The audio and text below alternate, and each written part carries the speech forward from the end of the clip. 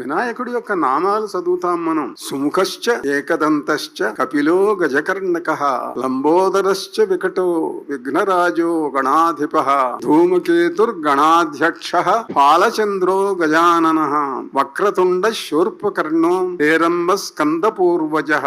ఇవి 16 నామాలు. షోడశైతాని నామాని యః పఠేత్ శృణుయాదపి విద్యారంభే వివాహే చ ప్రవేశే నిర్గమే తథా సంగ్రామే సర్వకార్యేషు విఘ్నస్తస్య న జాయతే. 16 నామాలు స్మరించేటట్లయితే అన్ని పనులు అయితాయి, విఘ్నాలు పోతవి. నిజమే. దీంట్లో మంత్రశాస్త్రంలో దీన్ని గురించిన ఒక ప్రత్యేక విషయం చెప్పారు. అది తెలుసుకోవటం మంచిది. అదేమిటంటే ఈ 16 నామాలు రోజు పొద్దున్న లేవంగానే ఏదో ఒక సమయం చూసుకొని 21 సార్లు స్మరించి గనక మీరు ఏ పని కోసం బయలుదేరి వెళ్ళినా ఆ పని అవుతుంది. 21 సార్లు ఈ 16 నామాలను సుముఖశ్చైకదంతశ్చ ఇది చదవండి.